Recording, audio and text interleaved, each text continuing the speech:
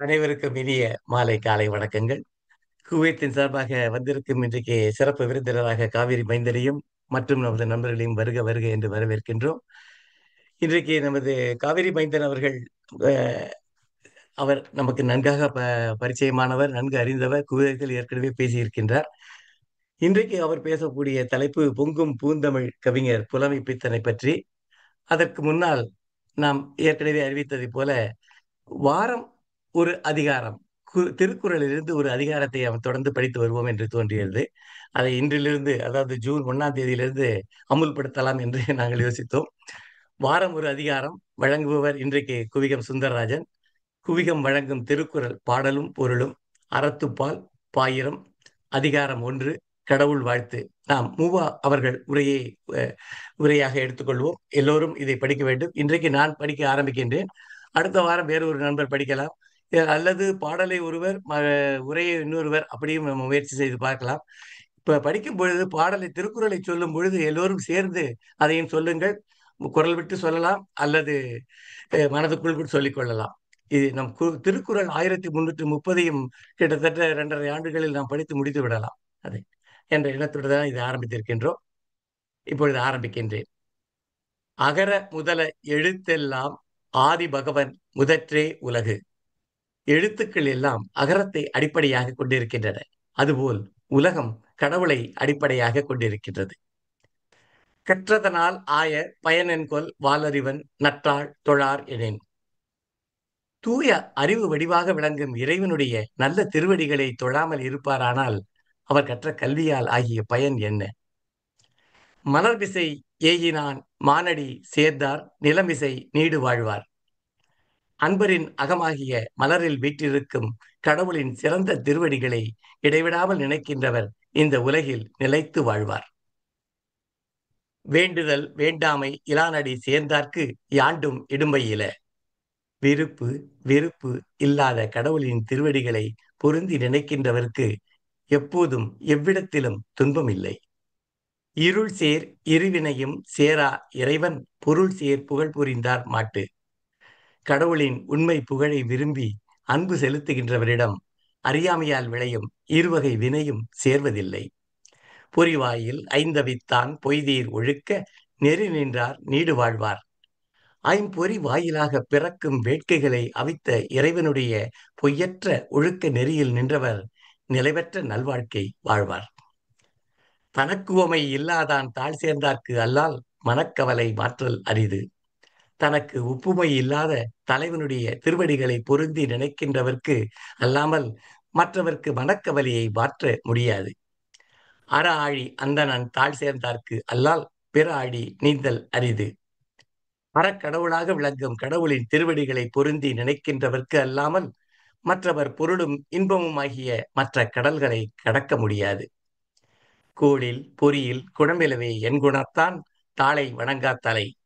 கேட்காத செவி பார்க்காத கண் முதலியன போல் என் குணங்களை உடைய கடவுளின் திருவடிகளை வணங்காதவரின் தலைகள் பயனற்றவைகளாகும். பிறவி பெருங்கடல் நீந்துவர் நீந்தார் இறைவனடி சேராதார். இறைவனுடைய திருவடிகளை பொருந்தி நினைக்கின்றவர் பிறவியாகிய பெரிய கடலை கடக்க முடியும், மற்றவர் கடக்க முடியாது. நன்றி. கிட்டத்தட்ட ஒரு 4 நிமிடத்தில் நம்ம ஒரு அதிகாரத்தை இன்றைக்கு முடித்து விட்டோம். மிகவும் மகிழ்ச்சியாக இருக்கிறது. இதை தொடர்ந்து நாம் செய்வோம். அனைவரும் திருக்குறளை இது ஒரு முறை படிப்பதற்கு ஒரு நல்ல வாய்ப்பாக அமையும். அடுத்த வாரம் 2வது அதிகாரம். இதை யார் படிப்பவர் என்பதை நம்ம அடுத்த வாரம் தெரிவிக்கின்றோம். இப்பொழுது நாம் இன்றைய நிகழ்வுக்கு செல்வோம். காவிரி மைந்தன் அவர்கள் ஏற்கனவே நன்கு அறிமுகமானவர். எப்படி காவிரி தமிழ்நாட்டுக்கு தேவையோ அதை போல் காவிரி மைந்தனுடைய சேவையும் தேவை. அவர் கண்ணதாசன் கவியரசு கண்ணதாசன் தமிழ்ச்சங்கம் என்ற ஒரு அமைப்பை ஏற்படுத்தி கண்ணதாசனுக்காக சிலை தீநகரில் நிறுவதற்காக மிகவும் பாடுபட்டவர்.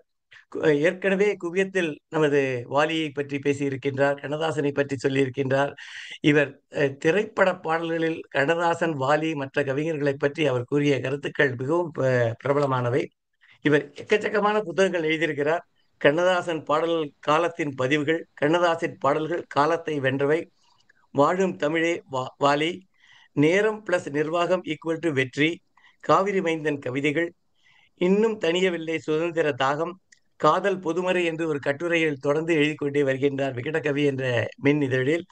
கலை பிறந்த கதை, என் பார்வையில் என்று நிறைய கருத்துக்களை, நிறைய புத்தகங்களையும் எழுதியிருக்கின்றார். இன்றைக்கு அவர் பேசப்போவது புலமை பித்தரை பற்றி, பொங்கும் பூந்தமிழ் கவிஞர் புலமை பித்தரை பற்றி. இதை பற்றி நமது தென்காசி கணேசன் அவர்கள் நமது குவியத்தில் தொடர்ந்து மாதம் ஒரு கவிஞரை எழுதியும் போது புலமை பித்தனை பற்றி நிறைய அவருடைய பாடல்களை எல்லாம் தொகுத்து சொல்லியிருந்தார். எனக்கு நினைவில் வந்த ஒரு ஓரிரு பாடல்களை மட்டும் சொல்லிவிட்டு நிகழ்ச்சிக்கு செல்வோம். நான் யார், நான் யார், நான் யார் என்ற ஒரு தத்துவமான பாடலை குடியிருந்த கோயிலுக்காக பாடியவர் அவர் என்று சொல்லியிருக்கிறார். ஆயிரம் நிலவே வா என்ற பாடல், நீ என்னென்ன சொன்னாலும் கவிதை அந்த பாடல், சிரித்து வாழ வேண்டும் பிறர் சிரிக்க வாழ்ந்திடாது என்ற பாடல், நீ ஒரு காதல் சங்கீதம் என்று நாயகன் படத்தில் பாடல் என்று பல பாடல்களை பாடிய புலமை பித்தன். அவரை பற்றி நாம் நிறைய தெரிந்து கொள்வதற்காகவும் பாடல்களின் அழகை தெரிந்து கொள்வதற்காகவும் பேசுவதற்கு காவிரி மைந்தனை விட வேறு தகுந்த நமக்கு கிடைப்பது அரிது. காவிரி மைந்தன் அவர்களை நம்முடன் புலமை பித்தரை மீண்டும் ஒரு மறு அறிமுகம் செய்யும்படி அன்புடன் கேட்டுக்கொள்கின்றேன். காவிரி மைந்தன் அவர்கள். அனைவருக்கும் வணக்கம். நல்ல தமிழ் அறிஞர்கள் கூடியுள்ள இந்த சபையிலே, ஒரு இனிய வாய்ப்பிலே என் இதயம் கவர்ந்த ஒரு கவிஞரை பற்றி பேசுவதற்கும் அவருடைய பாடல்களை பரிமாறுவதற்கும் கிடைத்த ஒரு நல்ல வாய்ப்பாக இதனை கருதுகிறேன். வாழ்க்கையை கண்ணதாசன் புகழ் பாடுவதற்காக அர்ப்பணித்த காவிரி மைந்தன் தமிழை நேசிப்பது அடிப்படை என்கிற அடிப்படையிலே எந்த வகையிலும் எல்லா கவிஞர்களையும் மகாகவி பாரதி முதற்கொண்டு நாம் வணங்கி போற்றி மகிழ்ந்து கொண்டுதான் இருக்கிறோம். அந்த வகையில் எந்த தமிழ் கவிஞனையும் விட்டு விடுவதற்கு இல்லை. அப்படி விட்டுவிட்டால் நம்முடைய உள்ளம் தமிழ் உள்ளம் என்று சொல்வதற்கு இல்லை. இது என்னுடைய எண்ணம். அந்த வகையிலே கவியரசு கண்ணதாசன் அவர்களை ஒரு முறை கூட பார்த்து பேச, நெருங்க, பழக வாய்ப்பு இல்லாத ஒரு பெரிய குறை எனக்கு எப்பொழுதும் உண்டு. அது நான் மறையும் வரை அது மனதில் நிற்கும். ஆனால் கவிஞர் வாலி அவர்களையும் புலவர் புலமைப்பித்தன் அவர்களையும் கவிஞர் முத்துலிங்கம், பிரைசூடன், காமகோடியான் என்று வாழ்ந்த கவிஞர்கள், வாழ்கின்ற கவிஞர்கள் அநேகவர்களை நேரிடையாக சந்திக்கின்ற வாய்ப்பும் கண்ணதாசன் பெயரை முன்னிறுத்தி என்னுடைய இலக்கிய பயணம் தொடர்வதால் எளிதாக கிட்டியது. வாலி அவர்களோடையும் பலமுறை சந்தித்து பேசியிருக்கிறேன். அதனால்தான் வாழும் தமிழை வாலி என்கிற நூலும் கூட எழுத முடிந்தது. அதே போல புலவர் புலமைப்பித்தன் அவர்களை பற்றி நான் தனியாக நூல் எழுதவில்லை என்றாலும் கூட பொற்கால பாடல்களின் பூக்கோளங்கள் என்னுடைய நூல் 2020 மிக மிக பிரம்மாண்டமாக சென்னையிலே வெளியிடப்பட்டது. அதுபோல் ஒரு நூல் வெளியிடப்படுவது என்பது சாத்தியம் இல்லை என்று கூட என்னால் சொல்ல முடியும். இது செருக்கில் சொல்லவில்லை, ஒரு பொறி மனதில் தோன்றியது. அதாவது 2020ஆம் ஆண்டு 20ஆம் நாள் 2வது மாதம் இரவு 20 மணி, அதாவது ரயில்வே டைம்ல சொன்னா 20ங்கிறது இட் டெனோட்ஸ் 8 PM. ஸோ 8 மணி 20 நிமிடம் 20 நொடிக்கு அந்த நூலை நாங்கள் வெளியிட்டோம். அந்த நூலில் 48 கவிஞர்கள், 50 கவிஞர்கள் உள்ளிட்ட அந்த நூலில் பெரும்பாலான பாடல்கள் புலமைப்பித்தனுடைய பாடல்கள் தான் நான் எடுத்துக்கொண்டேன். அப்படி பற்றி கொண்ட ஒரு தமிழ் என்றால் புலமைப்பித்தனுடைய தமிழ். அவரோடு நெருங்கி பேசுவதற்கும் அவரோடு பல பாடல்களை பற்றி உரையாடுவதற்கும் ஒரு சில வாய்ப்புகள் எனக்கு நிச்சயமாக கிடைத்தன. அவற்றையெல்லாம் மறக்கவே முடியாது. இன்னும் சொல்ல போனால் அந்த நிகழ்வுகளை அவர் பேசிய போது எங்களுக்கு கிடைத்த சில விஷயங்களை எல்லாம் கூட அந்தந்த பாடல்களோடு நான் பொருத்தி தான் அந்த நூலையும் எழுதியிருக்கிறேன் என்பது ஒரு தகவல்.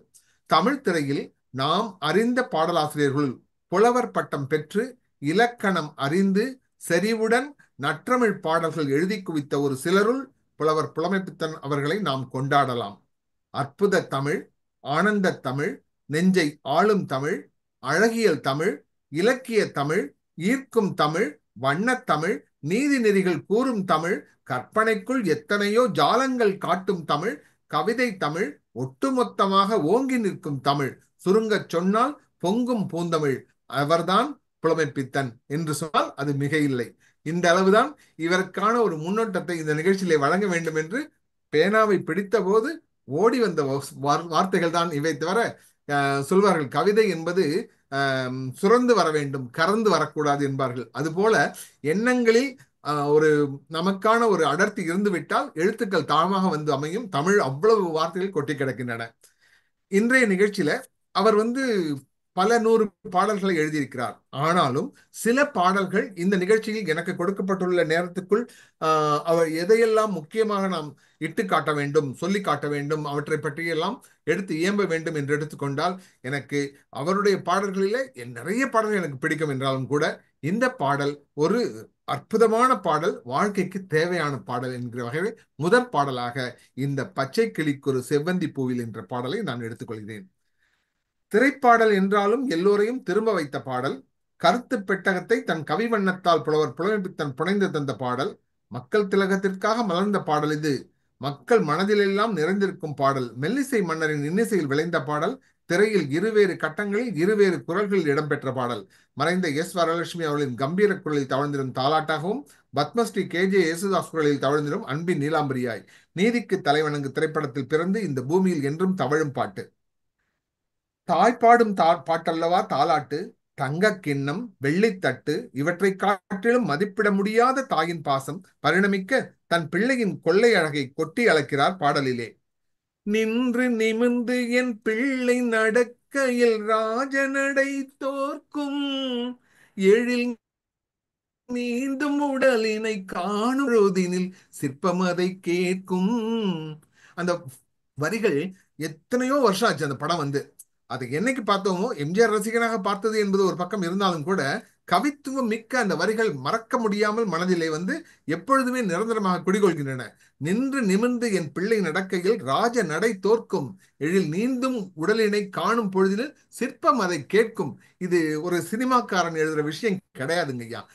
ஒரு புலவனுக்குள் ஒரு கவிஞன் முழுமையாக இருப்பதனால்தான் இப்படிப்பட்ட அற்புதமான வரிகளும் வார்த்தைகளும் வருகிறது. அதே பாத்திரம் எம்ஜிஆர் அவர்கள் இன்னொரு காட்சியில வந்து ஆண் குரலாக வருகின்ற பாடலில் வரும்போது கொடுத்திருக்கின்ற வரிகள் பத்மஸ்ரீ கே.ஜே. யேசுதாஸ் வாயிலாக வந்திருக்கும். எந்த குழந்தையும் நல்ல குழந்தைதான் மண்ணில் பிறக்கையிலே, பின் நல்லவராவதும் தீயவராவதும் அன்னை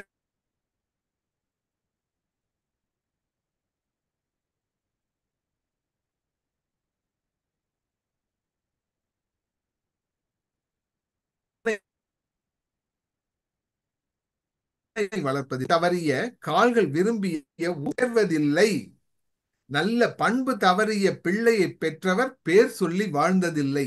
வாழ்க்கையில் இந்த இரண்டு வரிகளுக்குள் எத்தனையோ பக்கமா எழுதி வைக்க வேண்டிய கருத்துக்களை எல்லாம் இரண்டு வரிகள் சுருங்க சொல்லி விளங்குவதுதான் கவிதை. அது திரைப்பாடலுக்கும் மிக பொருந்தும். இப்படிப்பட்ட ஒரு அருமையான பாட்டை கேட்கும் போதெல்லாம், கேட்கும் நேரம் கண்ணுறங்கலாம், கேட்கும் போதே உள்ளம் விழிக்கலாம், உலகம் முழுவதும் உயர்ந்த பாடல் வரிசையிலே நிச்சயமாய் இந்த பாடல் இடம்பெறும் என்றது என்னுடைய நம்பிக்கை. இதனை படைத்த கூட்டணி எம்.எஸ். விஸ்வநாதன் ஆகட்டும், புலவர் புலமைப்பித்தன், கே.ஜே. யேசுதாஸ், இந்த கூட்டணியை நாம் போற்றி பாராட்டலாம். அடுத்த பாடல் ஆயிரம் நிலவே வா. அதாவது மன்னிக்கணும் சார், மியூட் ஆயிடுச்சு சார்.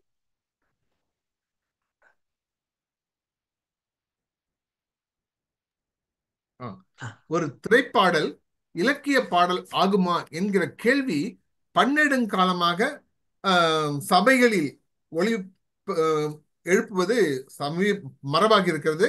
அது ரொம்ப அதிகமா இதெல்லாம் சினிமா பாட்டு யார் வேணாலும் எழுதலாம், அப்படி கிடையாது. கொடியசைந்ததும் காற்று வந்ததா, காற்று வந்ததும் கொடியசைந்ததா என்பது பார்க்கும்போது எளிமையான விஷயம். நுட்பமான வார்த்தைகளை கொண்டு அப்படியே அடுக்கி வைத்திருக்கின்ற சிலை போன்ற விஷயம் அது. அதெல்லாம் பேசுவது எளிது, யார் வேண்டுமானாலும் சொல்வது எளிது, செயல்படுவதுதான் கடினம். அதனால் இப்படிப்பட்ட கவிஞர்கள் என்னென்ன வார்த்தைகளை எவ்வளவு அழகாக பயன்படுத்தியிருக்கிறார் பாருங்கள். ஒரு முறை இலக்கிய கூட்டம் ஒன்றில் புலவர் புலமைப்பித்தன் அவர்கள் உரையாற்றிக் கொண்டிருந்தார் விழுப்புரத்தில். கண்ணதாசனை விட நான் 1000 மடங்கு படித்தவன் என்று அவர் தன்னுடைய உரையை தொடங்குகிறார். உடனே ஜனங்களின் சலசலப்பு அடங்கும் முன்பாக அடுத்த வரி சொல்கிறார், என்னை விட 1000 மடங்கு படைத்தவன் அவன் என்று அடுத்த வரி சொல்லும் போது அந்த நேரத்திலே கரவொளி அடங்க பல நிமிடங்கள் ஆனது என்பது ஒரு செய்தி. திரைப்பாடல்கள் இலக்கியமாகுமா என்கிற வினாவிற்கு இந்த ஒரு பாடல் போதுமே எடுத்துக்காட்டாய் சொல்லலாம். புலவர் பெருமகனாரின் பூங்கவிதை இது. பொங்கிடும் தமிழ்நதி புறப்பட்டு வந்தது கான் என்பதை சொல்வதே சரியாகும். பெண்ணை ஓமைப்படுத்த நிலாவை இழுக்காத கவிஞர்களே இல்லை. அட, இவர் என்ன 1000 நிலவை அல்லவா ஒரு ஆனந்த பல்லவி தருகிறார். அகத்துறை பாடல் என்பதால் மனசுக்குள் ஒரு மகரந்த மழை பொழிய வைக்கிறார். தலைவர் அளவி தழுவிடும் கோலங்களில் கிட்டிடும் சுகம் அத்தனையும் மொத்தமாய் அள்ளித் தருகிறாய். கற்பனையில் கன்னித்தமிழை கட்டி ஆளத் தெரிந்தவர் என்பதால் சொற்சுகம், பொருட்சுகம் என சுகங்களின் ராஜசபையில் நம்மையும் கலந்துடச் செய்கிறார். 1000 நிலவே வா, ஓர் 1000 நிலவே வா, இதழோறும் சுவை தேட புதுப்பாடல் விழிப்பாட. இந்த பாடல்ல ஒரு செய்தி இருக்கிறது. அருமையான பாடல், சுகமான பாடல், கேட்டு கேட்டு மகிழ்ந்து கொண்டே இருக்கலாம் வாழ்க்கையெல்லாம் என்கிற அளவுக்கு இந்த பாடலுக்கு ஒரு சூப்பர்லேட்டிவ் பவர் இருக்கும். ஆனால் இந்த பாடலை எழுதி முடித்த பிறகு எம்ஜிஆர் அவர்கள் என்ன செய்தாராம், புலவர் புலம்பித்தன்கிட்ட வந்து, புலவரே எல்லாம் நல்லா தான் இருக்கு, எனக்கு ரொம்ப திருப்தியா இருக்கு, ஆனா இந்த இடத்துல ஒரு நதியோ இல்ல ஒரு பொய்கையோ நீர் சம்பந்தப்பட்ட ஒரு விஷயம் வரணும் இந்த பாட்டுக்கு நடுவுல, அதோட சேர்த்து ஒரு பல்லவி ஒரு சரணம் கொடுங்க அப்படின்னு கேட்க, அவர் கேட்டுக்கொண்டதற்கு அப்புறமா இணைக்கப்பட்ட வரிதான் இது. பொய்கை என்னும் நீர்மகளும் பூவாடை போர்த்திருந்தால் தென்றலெனும் காதலனின் கைவிலக்க வேர்த்து நின்றாள். என்ன துடிப்போ அவள் நிலை நீ உணர மாட்டாயோ, அந்த நிலையில் அந்த சுகத்தை நான் உணர காட்டாயோ, 1000 நிலவே வா. இந்த ஒரு கூடுதல் செய்தி ஒன்று சொல்ல விரும்புறேன். கண்ணதாசன் பாடல் எழுதி நம்ம நிறைய கேட்டிருக்கோம். புலவர் புலமைப்பித்தன் போன்ற தமிழ் பேராசிரியர்கள் மாதிரி உள்ளவங்க அவங்க எழுதின பாடல்களையும் கேட்கிறோம். நிறைய வித்தியாசம் நிச்சயமா பார்க்கலாம். அதாவது ஒரு புலவராக அந்த புலவர் பட்டத்துக்கு ஏற்ற வார்த்தைகள் இவர்கிட்ட வந்து தமிழ் வந்து சேவகம் செய்கின்றன என்று சொன்னால் அது நிச்சயம். அதுவும் வந்து அந்த இலக்கியத்தில் நம்ம தமிழ் சான்றோர்கள் இதுக்கு முன்னாடி கொடுத்த வார்த்தைகள் எல்லாம் எடுத்து அப்படியே சர்வசாதாரணமா அள்ளி தெளிச்சிருப்பார் புலம்பித்தன். கேவி மகாதேவன் அவர்களுக்கும் மெல்லிசை மன்னருக்கும் உள்ள ஒரு அடிப்படை வேறுபாடு, மெல்லிசை மன்னர் அநேகமாக எழுதப்பட்ட இசையமைக்கப்பட்ட பிறகு வார்த்தைகள் அமைத்து கொடுத்தார்கள் கவிஞர்கள், கண்ணதாசன் உட்பட. ஆனால் கே மாதனுடைய சிறப்பு என்னவென்றால், எழுதப்பட்ட ஒரு கவிதையை அல்லது பாடலை வாங்கி தான் வாசிப்பார். வாசிக்கும் போதே அவருக்கு ஒரு எண்ணம் தோன்றிவிடும், அதுதான் அந்த டியூன். அவர் தான் இந்த டியூன் பார்த்துட்டு ஒரு வாட்டி போட்டுக்கலாமா, நோட் பண்ணிக்கப்பா அப்படின்னு சொல்லிட்டு புகழேந்தி சொல்ல, புகழேந்தி அவர்கள் தான் அந்த ஃபுல் ஆர்கெஸ்ட்ரேஷன் பண்ணுவாங்க. அப்படி உருவாக்கப்பட்ட அற்புதமான பாடல் இது என்று அறியும் போது இந்த பாடலுக்கு சுகம் அதுக்கு மேல. இப்படி எழுதப்பட்ட ஒரு கவிதைக்கு இசையமைக்கப்பட்ட பிறகு 1000 நிலவே போன்ற பாடல் நமக்கு கிடைத்திருக்கிறது என்பது உண்மையிலேயே சந்தோஷமான விஷயம். இன்னொரு பாடல் எனக்கு ரொம்ப ரொம்ப பிடிக்கும். இதயக்கனி திரைப்படத்துல வந்து இது வந்து நான் வந்து கம்பேரிசனுக்காக சொல்லலை. எழுத்து என்பது ஒரு தவம், அதை அதை எழுத வருவது என்பது வரம்.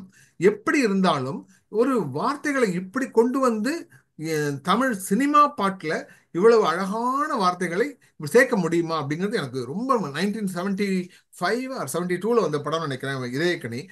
அப்படியே அசந்து போனோம். அந்த கல்லூரி பருவம், டீனேஜ் எப்படி வேணா வச்சுக்கலாம், நம்மளை அப்படியே கட்டி இழுத்துச்சு இந்த பாட்டு. சர்க்கரை பந்தல் நான் தேன்மழை சிந்தவா, சந்தன மேடையும் இங்கே, சாகச நாடகம் எங்கே, தேனோடு பால் தரும் செவ்விள நீர்களை ஓரிரு வாழைகள் தாங்கும், தேவதை போல் எழில் மேவிட நீ வர நாளும் என் மனம் ஏங்கும். யோசிச்சு பாருங்க சார், எழில் மேவிட அப்படிங்கிற வார்த்தையெல்லாம் வந்து ஒருவேளை பாபநாச சிவன் காலத்துல ஏதாவது கர்நாடிக் பாட்டுக்கு ஏதாவது போட்டாங்களான்னு தெரியல. ஒரு சினிமா பாட்டுல 1975ல வந்து எம்ஜிஆர் பாட்டுல வருது பாருங்க, தேனோடு பால் தரும் செவ்விள நீர்களை ஓரிரு வாழைகள் தாங்கும், தேவதை போல் எழில் மேவிட நீ வர நாளும் என் மனம் ஏங்கும். சந்தம் சொல்றாங்க, அதெல்லாம் நமக்கு புரியாது. ஆனால் ஒரு பாடல் ரசிகனாக நம்ம நினைச்சு பார்க்கும்போது இது போன்ற அற்புதமான இசையில் அற்புதமான வரிகள், அற்புதமான வார்த்தைகள். பஞ்சனை வேண்டுமோ நெஞ்சனை போதுமே, கைவிரல் ஓவியம் காண காலையில் பூமுகம் நாண, பொன்னொளி சிந்திடும் மெல்லிய தீபத்தில் போரிடும் மேனிகள் துள்ள, புன்னகையோடொரு கண் தரும் ஜாடையில் பேசும் மந்திரம் என்ன, இன்பமே உந்தன் பேர் பெண்மையோ. மல்லிகை தோட்டமோ வெண்பனி கூட்டமோ மாமலை மேல் விளையாடும் மார்பினில் பூந்துகில் ஆடும். மங்கள வாத்தியம் பொங்கிடும் ஓசையில் மேகமும் வாழ்த்திசை பாடும். மாளிகை வாசலில் ஆடி தோரணம் வான வீதியில் ஆடும். சார் சத்தியமா சொல்றேன், எனக்கெல்லாம் தமிழ் கவிதை இந்த சந்தம் தான் உண்மையில தெரியாது. தெரியாத விஷயத்தை தெரியாதுன்னு சொல்றதுல தப்பே கிடையாது. நாம ஒரு ரசிகர். அது ஒரு கலித்தொகையோ புறநானூற்று பாடலோ பாடல் நம்மளுடைய மனசை தொடர அளவுக்கு எளிமையாகவும் இனிமையாகவும் புரிந்துவிட்டால் அதை பாராட்டுவோம். திரைப்பாடல்களும் கிட்டத்தட்ட அந்த கோணத்துல தான் நாங்கெல்லாம் பார்க்கிறோம். இந்த பாடலை எல்லாம் ஒரு சர்வசாதாரணமான மற்ற பாடலோடு ஒப்பிடவே முடியாது. ஒப்பிட முடியாத அளவுக்கு உயரத்துக்கு புலவர் புலமைத்தினுடைய வரிகள் இந்த பாடலை மேலெடுத்து சென்றிருக்கின்றன. அது திரைப்பட பாடலாக நமக்கு எளிமையாக கிடைத்திருக்கிறது. இசையோடு வருவதால் இன்னும் இனிமை சேர்க்கின்றன. பல்லாண்டு வாழ்க்கைன்னு ஒரு படம் வந்துச்சு சார். இந்த படத்துல பாத்தீங்கன்னா ஒன்றே குலம் என்று பாடுவோம்னு ஒரு கொள்கை பாட்டு இருக்கு. அது அண்ணாவை பத்தி எல்லாம் கொஞ்சம் டச் பண்ணிருப்பாங்க. அது அரசியல் எல்லாம் கலந்துருக்கும். ஆனால் 3 பாடல்கள் எனக்கு தெரிஞ்சு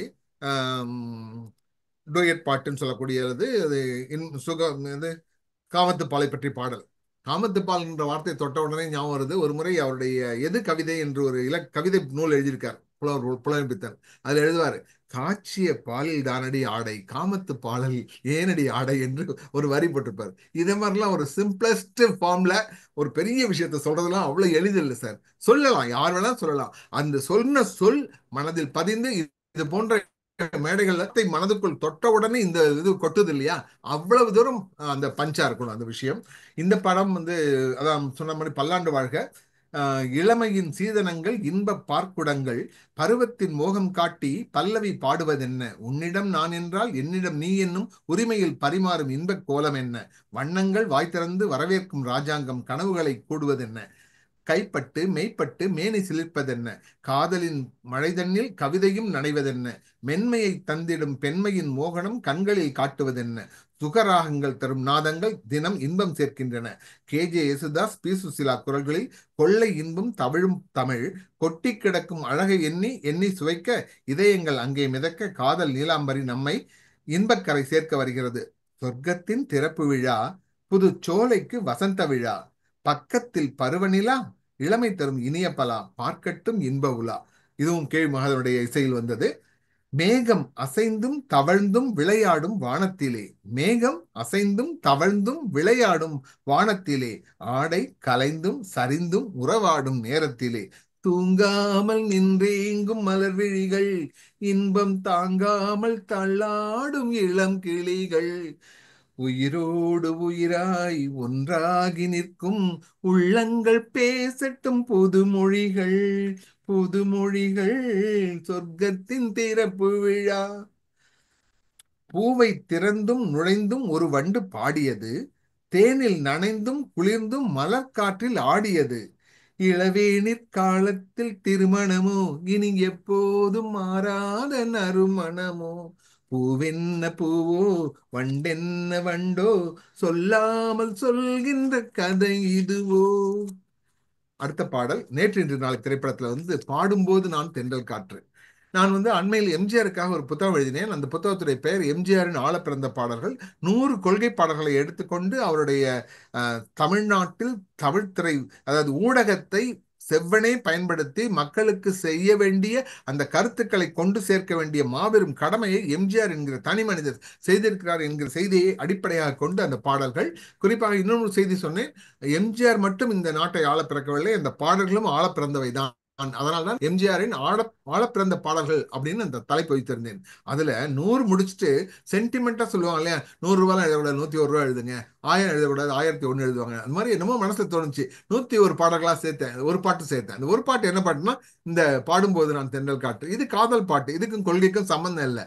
ஏன் சேர்த்தேன்னு சொன்னா ஒரே ஒரு லைன், எல்லைகள் இல்லா உலகம் என் இதயமும் அது போல் நிலவும், புதுமை உலகம் மலரும், நல்ல பொழுதாய் யாருக்கும் புலரும், யாரும் வாழ பாடும் காற்றும் நானும் ஒன்றுதானே, இன்ப நாளும் இன்றுதானே. யோசிச்சு பாருங்க, இது காதல் பாட்டு சார். இதுல வந்து சமத்துவ கதை, சமுதாயத்துக்கு சொல்ல வேண்டிய ஒரு ஸ்டோரியோ மாரலோ சொல்ல வேண்டிய அவசியமே இல்லை. ஆனா காதல் பாட்டுல கூட புலவர் எவ்வளவு அழகாக கொடுக்கிறார்.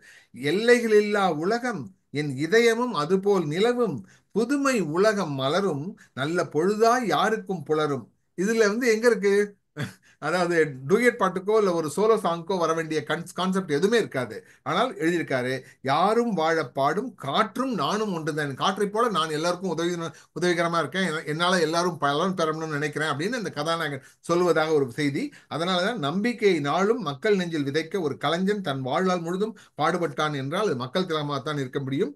காதல் பாடலில் கூட புதுமை உலகம் மலரும், நல்ல பொழுதா யாருக்கும் புலரும் என்று வாய்மொழிகின்றானே புலவரின் கைவண்ணத்தில்.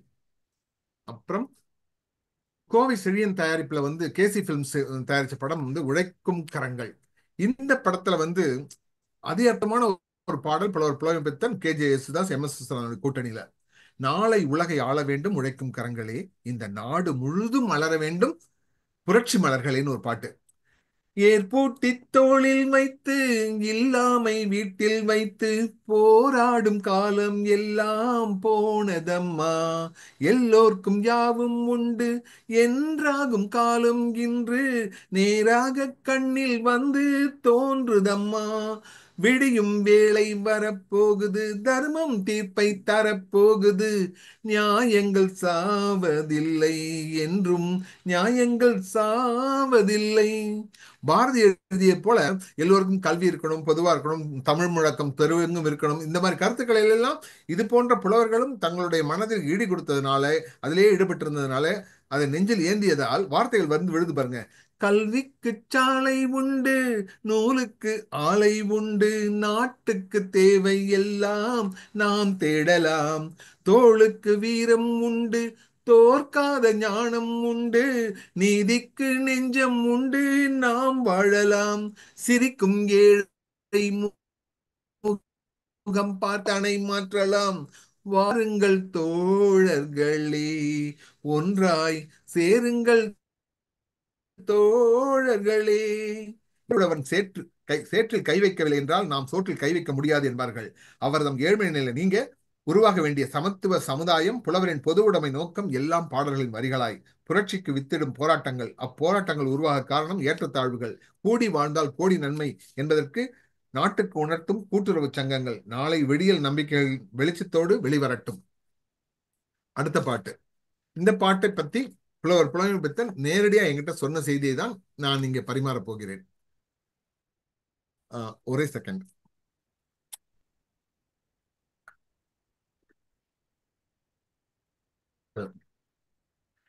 புலவர் பித்தன் எம்ஜிஆரிடம் அறிமுகமாகி அவருடைய படங்களுக்கு பாடல் எழுதக்கூடிய வாய்ப்பு எல்லாம் கிடைத்த ஒரு கட்டத்துல நேற்று நாளை திரைப்படத்திற்காக ஒரு பாடல், இது இப்ப நம்ம பேச போற பாட்டு, இது உருவான கதை தான் ரொம்ப அற்புதமான விஷயம். எப்படின்னா, ஆற்காடு ஸ்ட்ரீட்ல டி நகர்ல இருக்க வீட்டுக்கு, எம்ஜிஆருடைய வீட்டுக்கு புலவர் பித்தன் போறார். அவர் அங்கிருந்து கிளம்பி அடுத்த தன்னுடைய பணிக்காக வெளியில போறார். புலவரை பார்த்த உடனே, புலவரே ஒரு அடுத்த படம் ஒண்ணு போயிட்டு இருக்கு, நீங்க ஒண்ணு பண்ணுங்க, ஃபுல் பாட்டெல்லாம் எழுத வேண்டாம், பல்லவி மட்டும் எழுதி வைங்க, நான் சாப்பிடறதுக்கு மத்தியானம் வீட்டுக்கு வர்றேன், இங்கேயே உட்காந்து எழுதுங்க, நான் வந்துடுறேன், அந்த பல்லவி என்னை வந்து அவ்வளவு தூரம் ஈர்க்கணும், அது நீங்க என்ன செய்வீங்கன்னு தெரியாது, எத்தனை பல்லவி வேணாலும் எழுதுங்க, என்கிட்ட காமிக்கும் ஒரே ஒரு பல்லவி தான் காமிக்கிறோம் அப்படின்னு ஒரு சின்ன கான்வர்சேஷன் அவங்களுக்குள்ள. அதுபடி போகிறார். போயிட்டு மத்தியானம் அவர் உள்ள நுழையும் போது புலவர் பித்தன் ஒரு பல்லவியை காமிக்கிறார். அதுதான் இந்த பல்லவி. நீ என்னென்ன சொன்னாலும் கவிதை, உன்னை எங்கெங்கு தொட்டாலும் இனிமை, நீ என்னென்ன செய்தாலும் புதுமை, உன்னை எங்கெங்கு தொட்டாலும் இளமைன்னு ஒரு பாட்டு இருக்கு இல்லையா, இந்த பல்லவி எம்ஜிஆருக்கு ரொம்ப பிடித்து போச்சு. கட்டி பிடிச்சுக்கிறாரு, ரொம்ப நல்லா இருக்கு, இது பாடலுக்கும் பொருந்தும், எம்எஸ்வி மியூசிக் போட்டுருவாங்க, நீங்க ஒன்று பண்ணுங்க, நான் போய்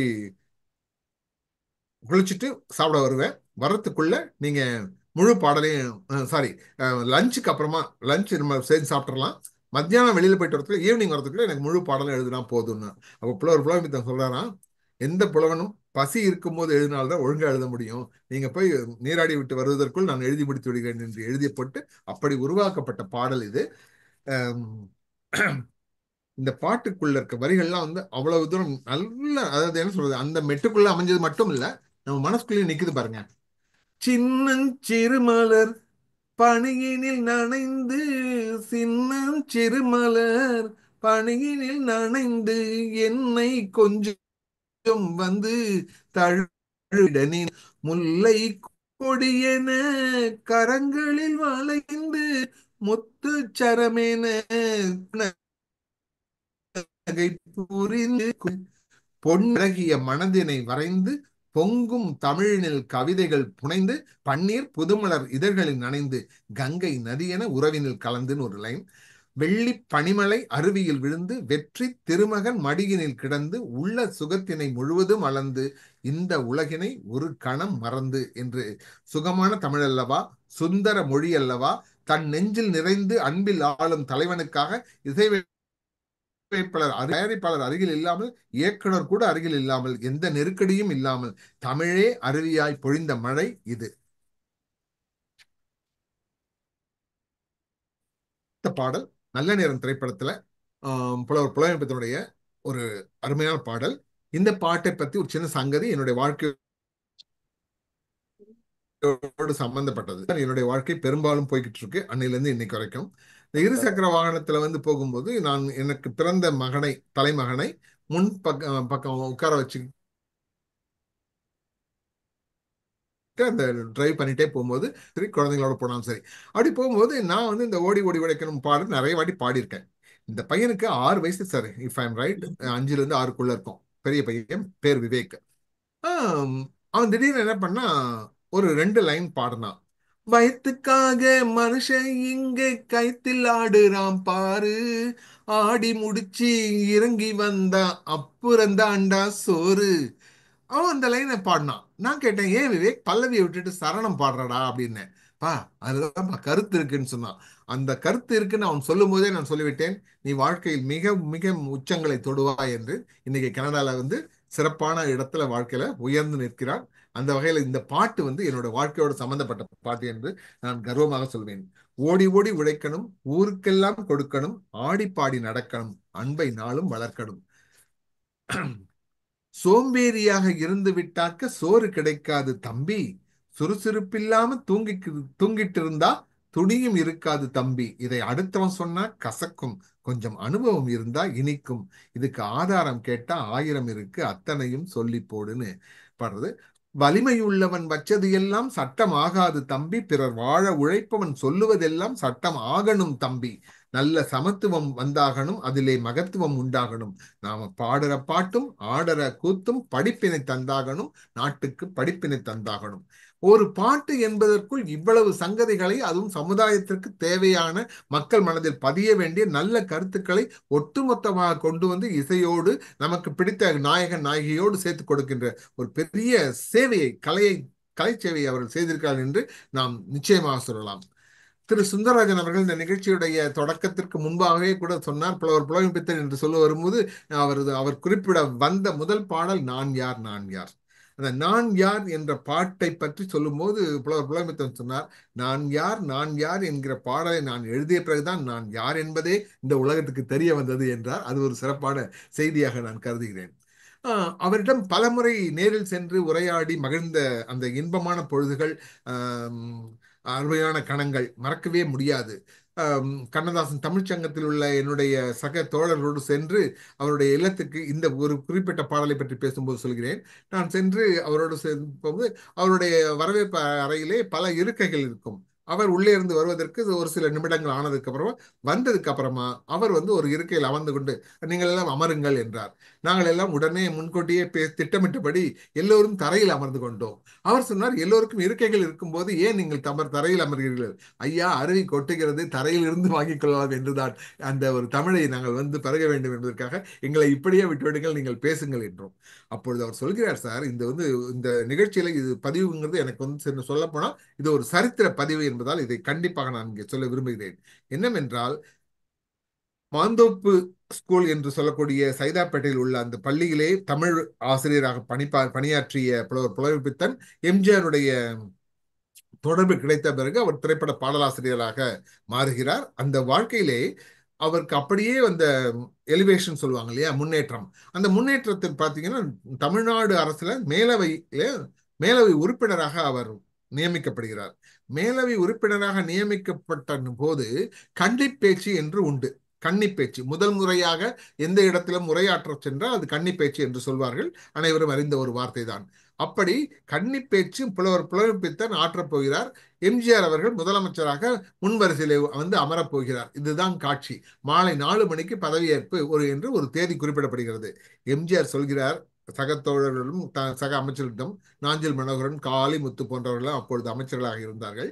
அப்ப சொல்றாரு, புலவர் பித்தன் என்னை வைத்துக்கொண்டு கன்னி பேச்சை அங்க உரையாற்ற முற்படும் போது அவருடைய உணர்ச்சிகளால் வார்த்தைகள் தடுமாறி அவர் சரியாக பேச முடியாமல் போவதற்கு வாய்ப்பு இருக்கிறது என்று நான் அறிகிறேன். அதனால் என்னுடைய அறையில் இருந்து கொண்டே தொலைக்காட்சி மூலமாக அதை நான் பார்த்துக் கொள்கிறேன். நீங்கள் என்ன சொல்லுங்கள், டெல்லியிலிருந்து அலைபேசி வந்திருக்கிறது, அதனால் வந்து அவங்க பேசிட்டு இருக்காங்க, இப்ப வர முடியாதுன்னு சொல்லுங்க. அது 4 மணிக்கு கரெக்டா அது ஆரம்பிக்கிறபடி திட்டமிட்டபடி அந்த நடக்கட்டும் சொல்லி அவரை பேச விடுறாரு. இவர் அறையில இருந்தே இந்த விஷயத்தை பாக்குறாருன்னு சொல்லிட்டு அப்பொழுது என்ன சொல்றாங்கன்னாக்க,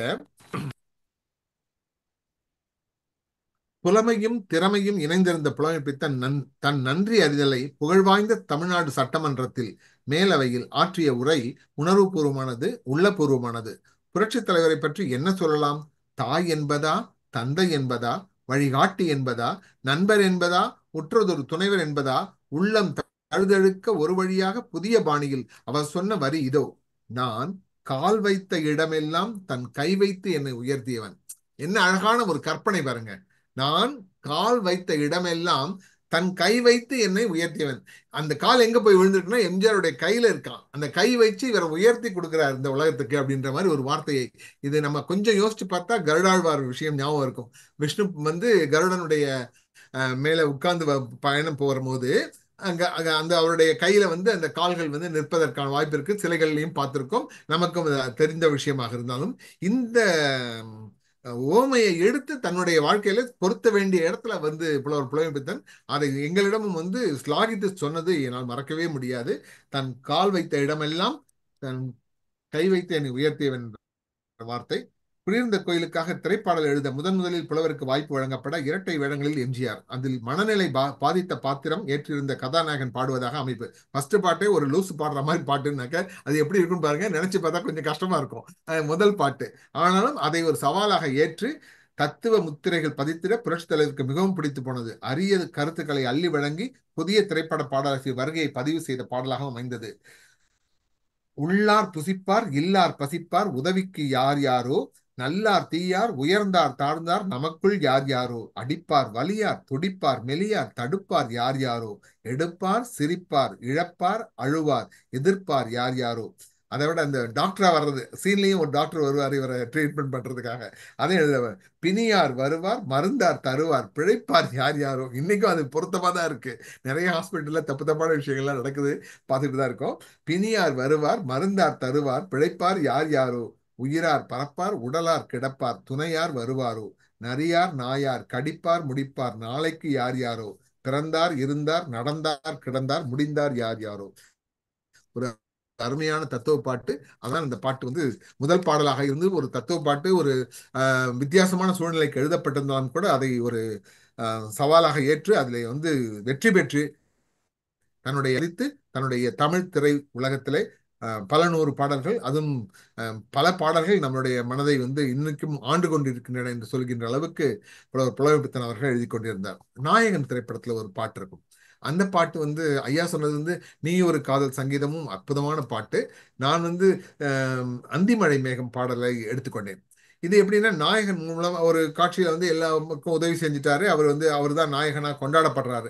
அந்த இடத்துல ஒரு காட்சி, அந்த இடத்துல ஒரு பாடல் வரணும்னு சொல்லிட்டு ஊரே கூடி மகிழ்கிறது. அந்த மகிழ்ச்சியை ஒரு திரைப்பாடலில் தரலாம் என்று எண்ணி அதற்கேற்ற பின்னணிகளை வடிவமைத்திருக்கிறார்கள். ஹோலி பண்டிகையின் போது அள்ளி தெளிக்கும் வண்ணக்கோலங்கள் ஒருவர் மீது ஒருவராய் வீசப்பட அன்பின் பரிமாணமாக அது மாறப்படுகிறது. கமலஹாசனுடன் சரண்யா இணை சேர்ந்து நடிப்பில் வரலாறு படைத்த படம். இசைஞானியின் இசையில் நாம் அந்த கதையோடு ஒன்றுவிடுகிறோம். இந்திய திரை வரலாற்றில் எழுதப்பட்டிருக்கும் பொன்னெழுத்துக்களில் மின்னும் படமாக நாயகன்.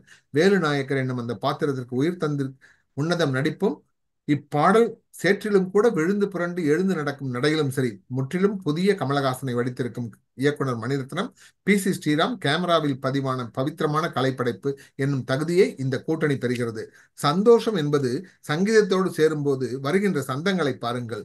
சொந்தங்களோடு மகிழ்கின்ற காலங்கள் எப்போதும் இன்பங்களை முழங்குவதை கேளுங்கள். புலவர் புலமைப்பித்தன் எழுதிய பாட்டு வரிகள் இசையில் பவனி வரும்போது இன்பத்தின் குரல்கள் இந்த பாட்டு முழுதும் நிரம்பி கிடக்கின்றன. அந்திமழை மேகம் தங்கமழை தூவும் திருநாளாம், எங்களுக்கும் காலம் வந்ததென பாடும் பெருநாளாம். நீ நடக்கும் பாதை எங்கும் நஞ்சையானது, நாம் நடக்கும் பாதை எங்கும் பஞ்சம் போனது. மாடங்கள் கலைக்கூடங்கள் யார் செய்தார் அதை நாம் செய்தோம். நாடாளும் ஒரு ராஜாங்கம் யார் தந்தார் அதை நாம் தந்தோம். தேசம் என்னும் சோலையில் வேர்கள் நாங்களே, தியாகம் என்னும் ஜோதியில் தீபம் நாங்களே. அதே மாதிரி பால் குடங்கள் தேன் குடங்கள் 100 வந்தது, கை வணங்கும் தெய்வம் ஒன்று நேரில் வந்தது. பூவாரம் இனி சூட்டுங்கள், கற்பூரம் இனி காட்டுங்கள், ஊரெல்லாம் களியாட்டங்கள் என்னென்ன இனி காட்டுங்கள். வீடுதோறும் மங்களம் இன்று வந்தது, காணும்போது நெஞ்சினில் இன்பம் வந்தது. அந்திமழை மேகம் தங்கமழை தூவும் திருநாளாம். அடுத்த பாடலை பற்றி பேசுவோம். இந்த பாடல் சிரித்து வாழ வேண்டும் என்ற திரைப்படத்திலே உருவான பாடல்.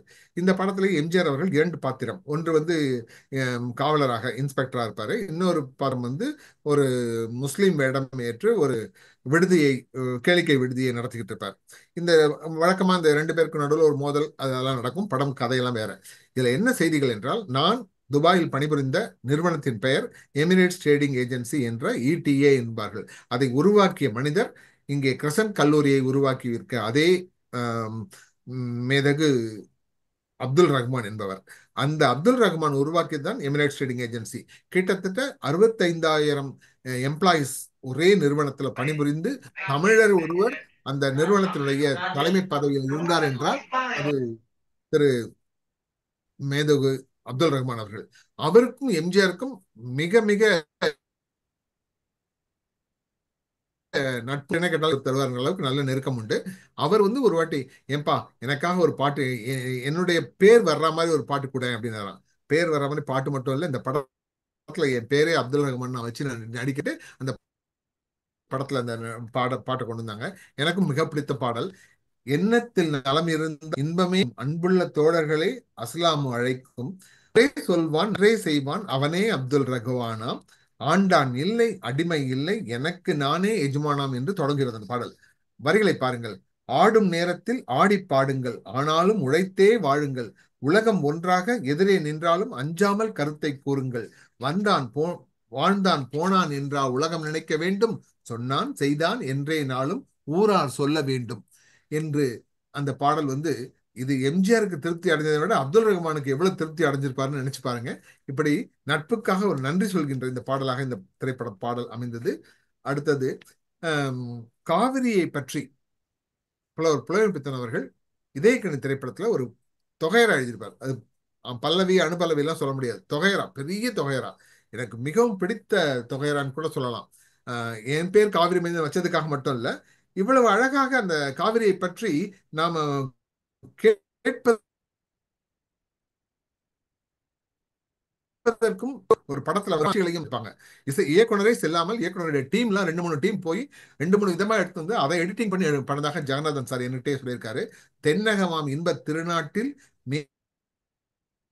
மேவியதோர் கண்ணடத்து குடகுமலை நீ வயிற்றில் கருவாகி தலை காவிரி என்னும் தாதியிடம் உருவாகி வண்ணம் பாடி ஒரு வளர்த்தென்றல் தாளாட்ட கண்ணம் பாடி அணை கடந்து நலம் பாடி ஏர்வீழ்ச்சி காணாமல் இருக்க சிவசமுத்திர நீர்வீழ்ச்சி எனும் பேரில் நீண்ட வரலாறாய் வீடு தாண்டா கற்பு விளங்கும் தமிழ் மகள் போல் காடு தாண்டும் காவிரியாய் அடங்கி நடந்து அகண்ட காவேரியாய் பின் தவழ்ந்து கரிகாலன் பேர் வாழும் கல்லணையில் கொள்ளிடத்தில் காணும் இடமெல்லாம் தாவி பெருகி வந்து தஞ்சை வளநாட்டை தாயாகி காப்பவளாம் தனிக்கருணை காவிரி போல் செல்லும் இடமெல்லாம் சீர்பெருக்கி பேர் நிறுத்தி கல்லும் கனியாகும் கருணையால் எல்லோருக்கும் என்று அவன் இதுவரை காவிரியை பாராட்டி கொண்டே அல்லது காவிரியை புகழ்ந்து கொண்டே வந்த கவிஞர் புலவர் திடீர்னு அங்க கொண்டு கதாநாயகனை இணைப்பதற்காக பிள்ளை என நாளும் பேச வந்த கண்மணியே வள்ளலே எங்கள் வாழ்வே இதயக்கனி என்று ஒரு முத்தாய்ப்பு கொடுத்திருப்பார்.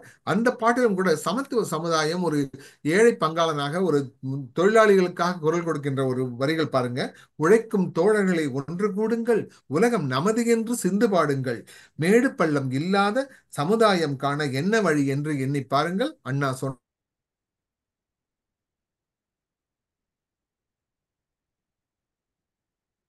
வழி கண்டு நன்மை தேடுங்கள் கூட எல்லாருக்கும் பொருத்தமான வரி. எனக்கு இந்த பாட்டுல இன்னும் வரிகள் எப்படின்னாக்க, காற்றும் நீரும் வானும் நெருப்பும் பொதுவில் இருக்குது, மனிதன் காலில் பட்ட பூமி பிரிந்து கிடக்குது, பிரித்து வைத்து பார்ப்பதெல்லாம் மனிதர் இதயமே, உலகில் பிரிவு மாறி ஒருவை வந்தால் அமைதி நிலவுமே என்கிற வார்த்தை. இதெல்லாம் ஒரு திரைப்பட பாடல் சொல்லிக் கொடுக்குற விஷயம் கிடையாது சார். இது ஒரு கிளாஸ்ல மாரல் கிளாஸ் எல்லாம் இப்ப இல்லாம போச்சு. மாரல் கிளாஸ் வச்சா கூட வருஷம் ஃபுல்லா சொன்னா கூட இந்த 4 வரிகளை சொல்லி மக்கள் மனதில் பதிய வச்சிட முடியுமான்றது ஒரு பெரிய சந்தேகமான ஒரு கேள்விக்குறி. ஆனால் அழகான பாட்டு. கடலை போலே நதியை போல நாமும் நடந்து பயன் தர வேண்டும், கடலை போல விரிந்த இதயம் இருந்திட வேண்டும், வானம் போல பிறருக்காக அழுத வேண்டும், வாழும் வாழ்க்கை உலகில் என்றும் விளங்கிட வேண்டும். இந்த 4 வரியை மனசுல வாங்க வாங்க என்ன ஆகும், நாம இதுல ஒரு 10%, 15%, 20%, 30% எவ்வளவுக்கு எவ்வளவு இந்த பர்சன் பண்றோம் வாழ்க்கையில வெற்றி பெற முடியும் என்பதற்கு இதே கணில் இடம்பெற்ற புலவர் இந்த ஒரு எடுத்துக்கிட்டு எனக்கு அநேகமா நேரம் முடியுதுன்னு நினைக்கிறேன். யாராவது இண்டிகேட் பண்ணுங்க, நான் ஒரு பாடலோட முடிச்சிடலாம். சார் எவ்வளவு நேரம் இருக்கு இன்னும்? ஒரு பாடல் சொல்லுங்க சார். ஒரு 2 பாடல் 3 சொல்லுங்க. சார்? ஒன்றோ இரண்டோ சொல்லுங்க சார். ஒன்றோ இரண்டோ சொல்லி எடுத்துக்கிறேன். இரண்டு கொண்டு எடுத்துக்கிறேன். அவரிடம் சொல்லி நான் பாராட்டு வாங்கின ஒரு பாட்டு இருக்கு. அந்த பாட்டை பற்றி இப்ப சொல்லிடலாம். மதுரை மிட்ட சுந்தரபாண்டியன் இந்த படத்துல ஒரு பாட்டு இருக்கு. அமுத தமிழில் எழுதும் கவிதை புதுமை புலவன் நீ என்று பல்லவி தொடங்கும். நான் சொன்னேன், கண்ணதாசன் அவர்கள் 2 கண்கள் 2 காட்சி காண முடியுமா என்று எழுதினார். 2 கண் இருக்கு நம்மகிட்ட, 2 காட்சி நம்மளால காண முடியாது. அந்த உள்ள இருக்க என்ன சொல்லுவீங்க, இதற்கான இயல்பு என்பது 2 கண் இருந்தாலும் 2 காட்சியை இப்படி பார்க்க முடியாது. ஒரு காட்சியை தான் இந்த 2 கண்களும் இணைந்து பார்க்க முடியும் என்கிற ஒரு சயின்ஸ் இருக்கு. ஒரு செய்தியை சொல்லியிருக்கிறீர்கள் ஐயா, எனக்கு ரொம்ப பிடிக்கும் என்று சொன்னபோது நிறைய பேர் இதை அப்படி குறிப்பாக தொட்டு காட்டவில்லை. நீங்கள் நல்லா ரசிச்சிருக்கீங்கன்றதுக்கு இது ஒரு நல்ல உதாரணம் சொல்லிட்டு பாராட்டினால் மறக்க முடியும். புதுமை புலவன் அரசர் குலமும் வணங்கும் புகழின் புரட்சி தலைவன் நீ, அது பல்லவி. நாணம் ஒரு புறமும் ஆசை மறுபுறமும் என்னை நெஞ்சில் மிதப்பதென்ன, நாணம் ஒரு புறமும் ஆசை மறுபுறமும் நெஞ்சில் மிதப்பதென்ன, உன்னை ஒரு கணமும் என்னை மறுகணமும் உள்ளம் நினைப்பதென்ன. யோசிச்சு பாருங்க, நாம ஒரு கணவன் மனைவி ஆகட்டும், காதலன் காதலி ஆகட்டும், எவ்வளவு 2 பேர் ரொம்ப அந்யூன்யமா இருக்காங்க, எங்களை மாதிரி எக்ஸாம்பிளே கிடையாது, நாங்க அவ்வளவு அட்டாச்சா இருக்கோம்னு சொல்ற விஷயமா இருந்தாலும் அவங்க 2 பேரும் தன்னையே தன்னுடைய மனதுக்குள்ள நினைக்கும் போது கூட 2 பேரையும் சேர்த்து வச்சு பார்ப்பதற்கு இதயம் இடம் கொடுக்காது. ஒரு கணம் அவரும் அடுத்த கணம் அவளும் தான் இடம்பெற முடியும். எப்படி நான் சொன்னேன், 2 கண்கள் 2 காட்சி காண முடியாது என்பது எவ்வளவு உண்மையோ அதை போல இருவரையும் சேர்த்து மனதில் ஒருநிலைப்படுத்தி ஒரு செகண்ட்ல 2 பேரையும் ஒன்னா கொண்டு முடியாது. நீங்க நினைச்சு பாருங்க, முயற்சி பண்ணி பாருங்க. அப்போ இந்த வரிகள் உன்னை ஒரு கணமும் என்னை மறுகணமும் உள்ளம் நினைப்பது என்ன அப்படிங்கிற வார்த்தையை சொன்ன உடனே அவர் ரொம்ப பாராட்டினாரு. நல்ல நோட் பண்ணிருக்கீங்க. அதுக்கப்புறமா அந்த பாட்டுல தமிழ் வழக்கம் போல விளையாடும், நாதம் இசைத்து வரும் பாத மணிச்சிலம்பு என்னை அழைப்பதென்ன, ஊஞ்சல் அசைந்து வரும் நீல விழி இரண்டில் வண்ணம் சிவப்பது என்ன, இப்படி ஒரு நல்ல பாட்டுலாம் போகும். படைத்தானே பிரம்மதேவன் எல்லோரும் நல்லவரேன்னு ஒரு பாட்டு படம். அந்த பாட்டுல கண்ணதாசன் ஒரு பாட்டுல சொல்லுவாரு, கண் இது என் வீட்டு கண்ணாடி என் முகத்தை காட்டவில்லை, இக்கரைக்கு அக்கறை பச்சை. கேட்டிருப்பீங்க அந்த பாட்டை. என் வீட்டு கண்ணாடி என் முகத்தை காட்டவில்லை, இக்கரைக்கு அக்கறை பச்சை. பொதுவா நம்ம அப்படி நினைச்சே பார்க்க முடியாது. ஆனா உண்மையில அப்படிதான். அங்க இருக்கிறது அழகா இருக்கும், வீட்டுல இருக்கிறது அவ்வளவு அழகா தெரியாது. இது இயல்பான ஒரு விஷயம். அதுக்காக அவர் எழுதும்போது அந்த அக்கறை பச்சை படத்துக்கு அப்படி எழுதினாரு.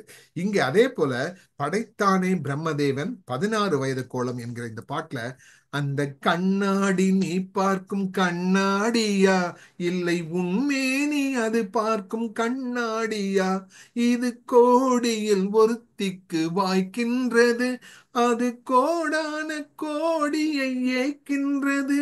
இது யார் மீது பழி வாங்கும் சோதனை, உன்னை காண்போர்கள் படுகின்ற சுகவேதனை என்று எழுதியிருப்பார். இது கற்பனையுடைய உச்சம். எல்லோரும் இந்த மாதிரி கற்பனை எல்லாம் அவ்வளவு எளிதாக எல்லா கவிஞர்களும் தொட்டு விடுவது அல்ல. அந்த கண்ணாடி நீ பார்க்கும் கண்ணாடியா, இல்லை அந்த கண்ணாடி உன் மேனி அது பார்க்கும் கண்ணாடியா, இப்படி ஒரு டிஃபரெண்ட் டைமென்ஷன். இப்படி கற்பனைகளின் உச்சம். தமிழ் கொட்டி கிடக்கின்ற அமுதம். அந்த சரியாக சொன்னால் அருவி கொட்டினால் எப்படி நீர் வந்து அப்படி வந்து எந்த எதிர்பார்ப்பும் இல்லாம தரையை நோக்கி வந்து அந்த நதியாக புரண்டு கடல் வரைக்கும் ஓடுகிறதோ, அப்படி தமிழை வந்து நமக்காக அள்ளி தந்த ஒரு வள்ளலாக தான் ஒரு புலமைப்பித்தனை பார்க்கிறேன். எனக்கு மனதில் கண்ணதாசனுக்கு அடுத்தபடியாக நான் நேசிக்கின்ற கவிஞர்கள் வரிசையில் நான் நிச்சயமாக புலமைப்பித்தனை தான் அந்த இரண்டாவது இடத்தை தரப்போகிறேன். ஒரே ஒரு செய்தி சொல்ல விடைபெறுகின்றேன். 1980ஆம் ஆண்டு டிகிரி முடிச்சு பிஎஸ்சி பயாலஜி முடிச்சுட்டு ஒரு இடத்துல முத வேலைக்கு போனேன். 7 நாள் தான் வேலை செஞ்சேன். யூத் ஹாஸ்டல் அடையாறுல. அந்த 7 நாள்ல வந்து அந்த 7 நாள் சம்பளத்தை கூட வாங்கிக்கல. ஏன்னா எனக்கு பாஸ் ஆனவர் வந்து ரிட்டையர்டு மிலிட்ரி கர்னல். அவர்கிட்ட சமாளிக்க முடியல அந்த வயதுல. இப்போ ஒருவேளை சமாளிப்போமோ தெரியல. அந்த காலத்துல முடியல. சொல்லாம கொள்ளாம அந்த சம்பளம் கூட வேண்டாடான்ட்டு விட்டுட்டு ஓடி வந்துட்டோம். ஆனா 7 நாளைக்குள்ள அங்க எப்பொழுதுமே இலக்கிய கூட்டங்கள் நடந்து கொண்டே இருக்கும். அந்த இலக்கிய கூட்டங்கள் நடந்து கொண்டே இருக்கும்போது அந்த 7 நாள்ல அந்த கூட்டம் நடந்தது என்பது ஒரு கூடுதல் செய்தி. அந்த 7 நாள்ல நடந்த ஒரு கூட்டத்திற்கு புலமைப்பித்தனே சிறப்பு விருந்தினராக அங்கே வந்தார் என்பதும் கூடுதல் செய்தி. அந்த கூட்டத்தில் அவர் பேசிய பல்வேறு செய்திகள், இது போன்ற பாடல்களை பற்றி ஏதாவது சொன்னாரான்றது எனக்கு நினைவில் ஒரு துளி கூட நினைவில்லை. ஆனால் அவர் அன்று கொடுத்த ஒரு கருத்து, வாழ்க்கைக்கு தேவையான ஒரு கருத்து. நான் இன்றைக்கும் நேற்றும் கூட ஒரு நண்பரிடம் அதை பற்றி பகிர்ந்து கொண்டிருந்தேன். அப்படி தேவையான ஒரு கருத்தை அவர் மூலமாக நான் பெற்றேன். அதை இங்கு தருவதிலும் நான் மட்டற்ற மகிழ்ச்சியையும் கடமையும் கொள்கிறேன். என்னவென்றால், யாராவது ஒரு இடம் நீங்கள் ஒரு உதவியை எதிர்பார்த்து செல்வதாக இருந்தால் 100% 100% எதிர்பார்ப்போடு நீங்கள் சென்று அவர் ஒருவேளை தரவில்லை, உதவி பெறவில்லை என்றால் என்ன ஆகும் என்றால் 100% எதிர்பார்ப்பு என்பது 200% ஏமாற்றமாக மாறி உங்களை மிகவும் தாக்கும். அதனால் 100% எதிர்பார்க்கின்ற இடத்துல 50% ஏதோ ஒரு முயற்சிக்கு இந்த அளவுக்காவது நம்ம எதிர்பார்க்கலாம்னு சொல்லிட்டு 50%, 40, 20, 30 இப்படி குறைச்சிக்குங்க. குறைச்சிக்கிட்டு போனீங்கன்னா கிடைச்சால் சந்தோஷம்.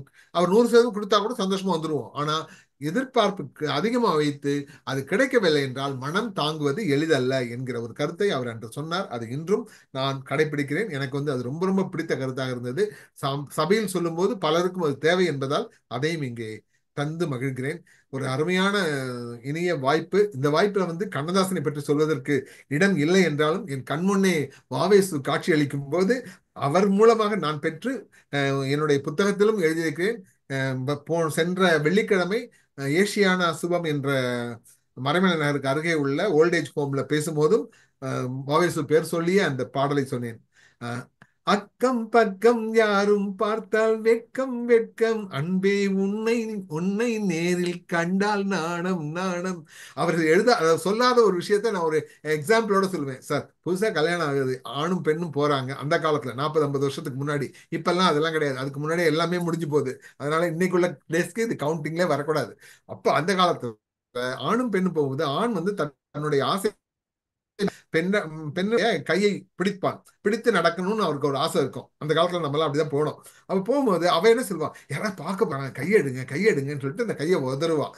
அக்கம் பக்கம் யாரும் பார்த்தால் வெட்கம் வெட்கம், அன்பே உன்னை நேரில். அதே ஆண் அதே பெண் 4 சுவற்றுக்குள் அதே வெட்கம் தான் வருகிறது. ஆனால் அந்த இடத்துல வர்ற வெட்கத்துக்கு பேர் தான் நாணம்.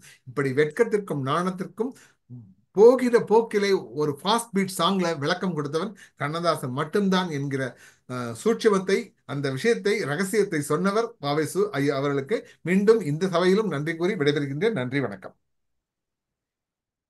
அருமை அருமை அருமை. காவேரி மைந்தன் அவர்கள் அப்படியே அருவி போல, காவிரி போல இப்படியே உங்களுடைய உரை இன்னைக்கு அமைந்திருந்தது. அதுவும் புறவைப்பத்தனுடைய வரிகளை பற்றி சொல்லும் பொழுது உங்களுக்குள்ள அந்த சுகமும் அந்த கவிதையை ரசிக்கிற ஒரு சுகத்தை சொல்லும் பொழுதே எங்களுக்கும் அந்த அந்த சுகம் அப்படியே அந்த மனசுல எல்லார் மனசுலயும் பரவித்து.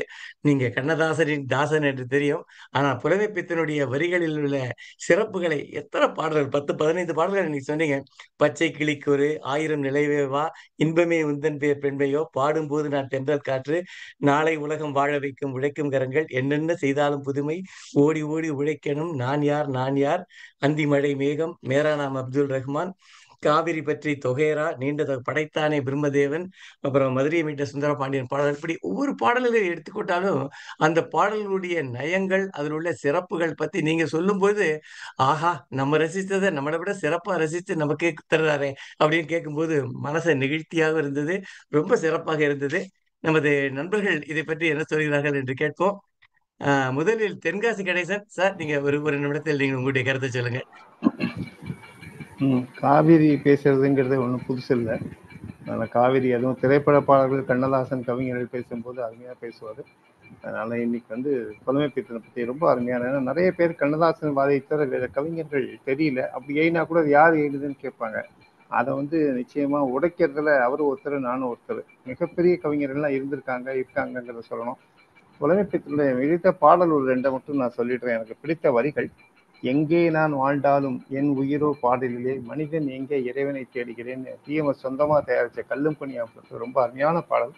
கங்கை நதி ஓரம் ராமன் நடந்தான்ங்கிற பாடல, மங்கையவள் சீதை முள்ளில் நடந்தாள், மன்னன் அவன் கண்ணில் கங்கை வழிந்தாள்னு எடுப்பார் புலமைப்பித்தன். அற்புதமான வரிகள். அதே போல, வீட்டுக்கு வெளிச்சம் வருவதற்காக கூரையை எரிப்பாரோ, வேதனை தன்னை விலை கொடுத்து வாங்கிட நினைப்பாரோன்னு பகைவர்களும் அந்த எல்லோரும் நல்லவரைங்கிற படத்துல எழுதியிருப்பாரு.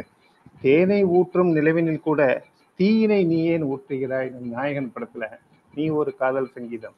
அது உண்மையிலே அற்புதமான பாடல். அது இசையும் சரி, அந்த மாதிரி அருமையான பாடினாரு. எம்ஜிஆர் தான் இப்ப சிஎம் நினைக்கிறேன்.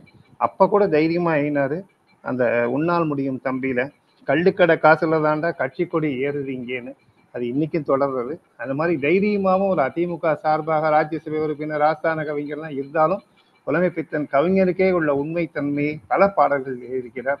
அவருடைய காதல் பாடல்கள் ரொம்ப, அந்த நிலா, அந்த பாட்டு கல்யாணத்தே நிலா, அதுல லாலாவா போட்டு கண்ணதாசனுக்கு இணையாக அற்புதமான பாடல் இருப்பார். இப்படி புலமைப்பித்தனுடைய புலமை கொண்ட காவிரி இன்றைக்கு குவிகம் மூலமாக நமக்கு உணர்த்தியது மிகப்பெரிய பெருமை. 1 மாதம் கழித்து நான் ஆஸ்பத்திரியிலிருந்து இன்றுதான் வந்திருக்கிறேன். புலமைப்பித்தனுக்காக, குவியத்திற்காக, காவிரிக்காக. நன்றி. நன்றி Tenkasi Ganesan. Take care of your health. அடுத்தது நம்ம சாய் கணேசன் சார். அவர் ஒரு இப்போ வளரும் கவிஞர், இப்போ திரைப்பட பாடம் எழுதியிருக்கிறாரு. சார், நீங்க ஒரு 1 நிமிஷம் சொல்லுங்க சார். அனைவருக்கும் வணக்கம். இந்த நிகழ்ச்சி ரொம்ப நல்லா இருந்தது. இதுல எனக்கு புலமைப்பித்தன் பாடல்ல நான் ஒரு விண்வெளி விஞ்ஞானினால புலமைப்பித்தன் பாடல்ல அந்த சிரித்து வாழ வேண்டும் படத்துல 2வது சரணம் இருக்கு இல்லையா, அந்த வானில் நீந்தும் நிலவில் நாளை பள்ளிக்கூடம் நடக்கும்ங்கிறது, அந்த சரணம் இன்ஃபேக்ட் சந்திராயன் வெற்றி பெற்ற உடனே நிறைய பேர் அதை வைரல் ஆக்கினாங்க எல்லா வாட்ஸ்அப் சோசியல் மீடியால. ஸோ அப்படி ஒரு வரியை ஒரு 50 வருஷத்துக்கு முன்னாடி அவர் எழுதியிருக்காருன்னா ரியலி இப்போ நினைச்சு பார்த்தா ரொம்ப சந்தோஷம். எப்படி எழுதினாரு தெரியல. ஸோ அது புலமைப்பித்தனோட ஒரு ஸ்பெஷாலிட்டி ஆகும். அதை அந்த செய்தியை நான் சொல்லி நிகழ்ச்சி நல்லா இருந்தது. எனக்கு வாய்ப்படுத்துவீங்க. நன்றி. நன்றி நன்றி சார். மதுவந்தி. அடுத்து இந்திரநீலன் சுரேஷ்.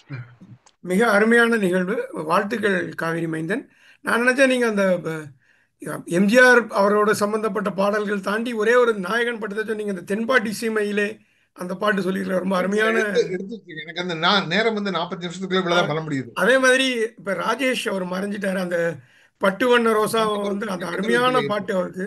அதுவும் அவரோட நினைவு நாள்ல எல்லாரும் பார்த்த கண்ணு மூடாதாம் இருக்கு. அது ரொம்ப அருமையான பாட்டு. அந்த நினைவு வந்தது.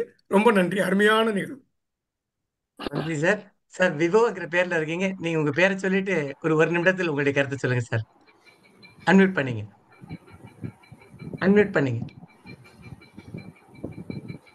சார், அனைவருக்கும் இனிய மாலை வணக்கம். முதலாவதாக ஐயா காவிரி மைந்தன் அவர்களுக்கு நன்றியை தெரிவித்துக் கொள்கிறேன். நான் புலமைப்பித்தன் ஐயாவுடன் 14 ஆண்டு காலம் பயணித்தவன், அவரது தனிச் செயலாளராக இருந்தவன், அவரது இறுதி மூச்சு வரை அவரோடு பயணித்தவன்.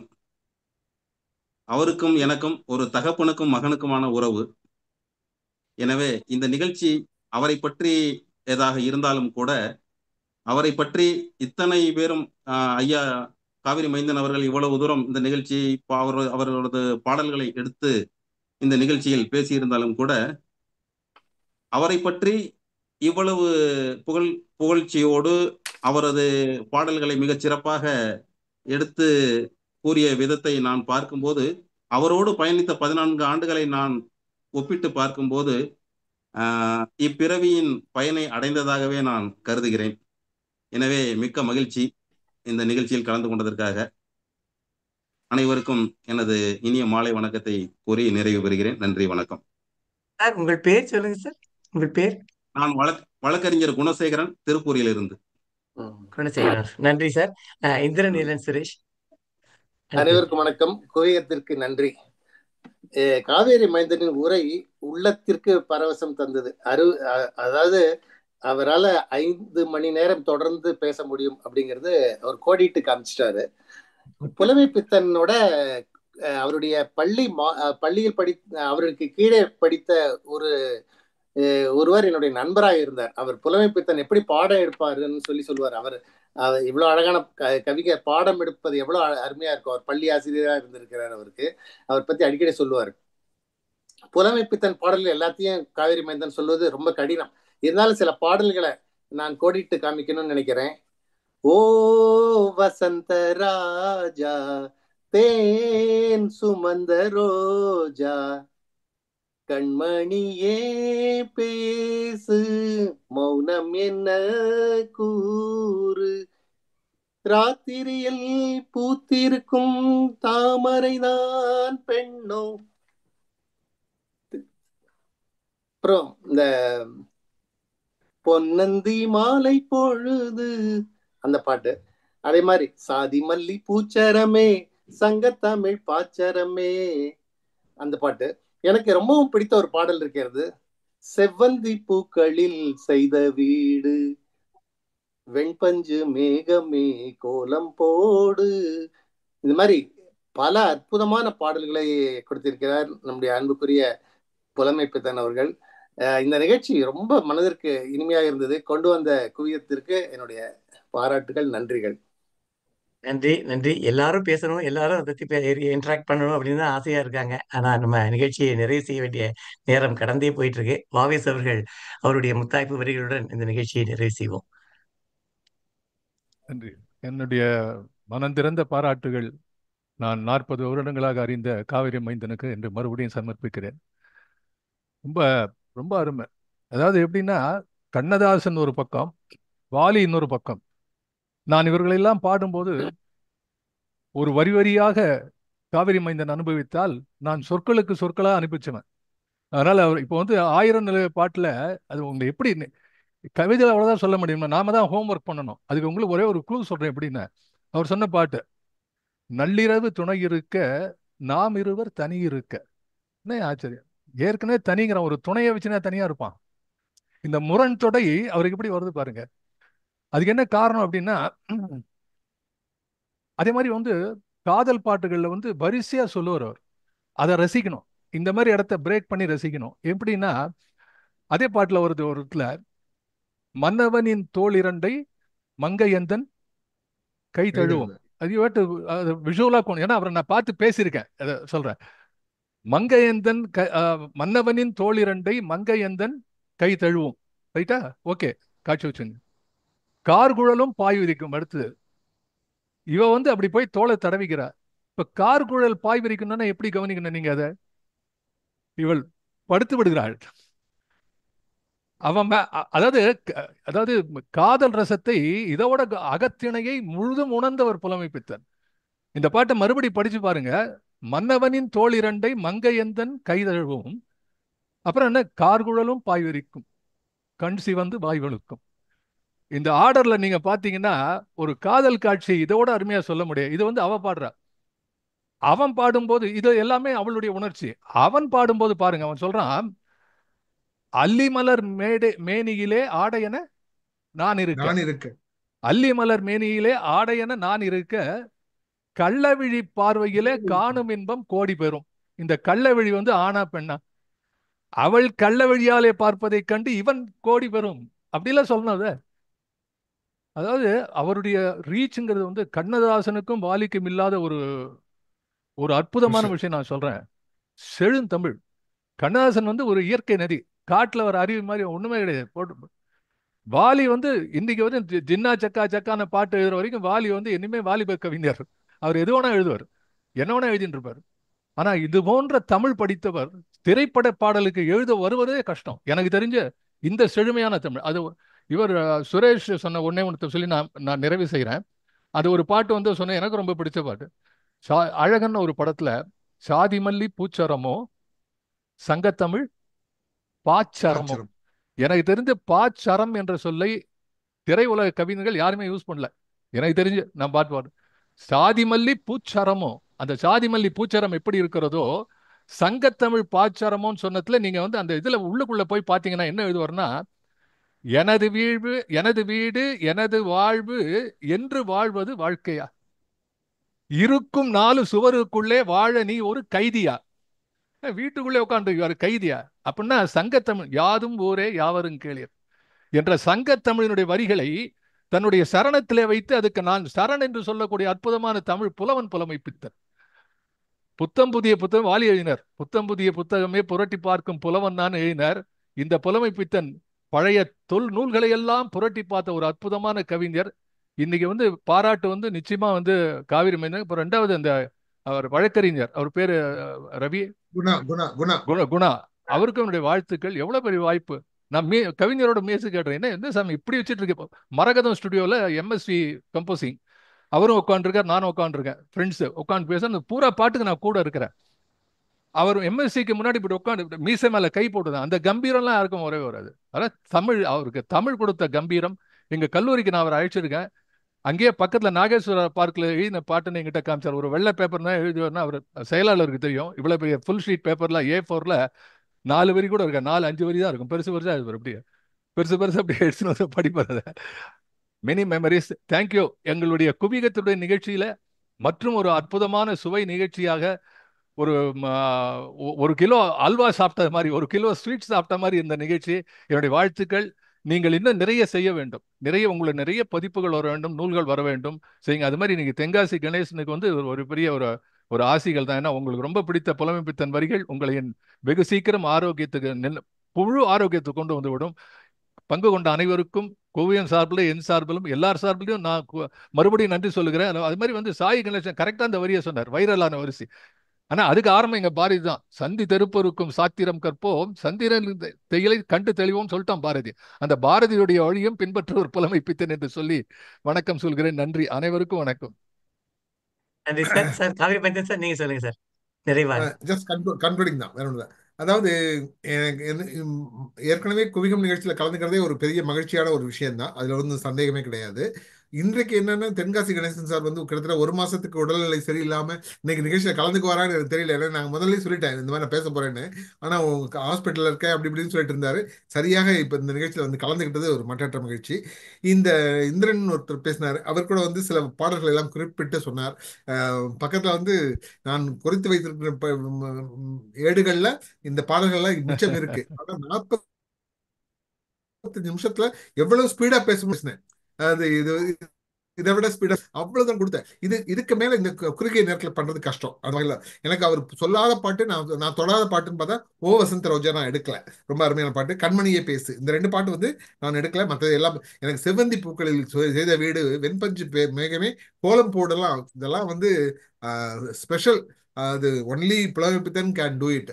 நம்ம வந்து கண்ணதாசனை போற்றும் போது எப்படி கண்ணதாசனை போல இல்லைன்னு சொல்றோமோ, அதே போல புலமைப்பித்தனை பற்றி பேசும்போது புலமைப்பித்தனை போல இல்லைன்னு சொல்றதுக்கு நமக்கு முழு ரைட்ஸ் இருக்கு சார். அதை காவிரி மைந்தனே சொல்றேன்னாக்க அது வந்து கண்ணதாசனா புலமைப்பித்தனாங்கிற பட்டிமன்றத்துக்குள்ள போகவே கூடாது. எனக்கு எம்ஜிஆரையும் பிடிக்கும், சிவாஜியும் பிடிக்கும். சிவாஜியை போன்ற நடிகர் கிடையவே கிடையாது, எம்ஜிஆரை போன்ற மனிதர் கிடையவே கிடையாது. மக்களோடு மக்களாய் வாழ்ந்தவர் அந்த மனிதர், அதனாலதான் இன்னும் வாழ்ந்து கொண்டிருக்கிறார். அதனால சிவாஜி எம்ஜிஆர் அது கம்பேரிசன். அது மாதிரி கண்ணதாசனை பற்றி பேசுகின்ற காவிரி மைந்தன் புலமைப்பித்தனை பற்றி பேசுவது என்பது எனக்கு அந்த தலைப்பு வைக்கும்போது நான் வந்து வேற ஒண்ணும் இல்லை, பொங்கும் பூந்தமிழ் புலமை பித்தன் தான் கொடுத்தேன்.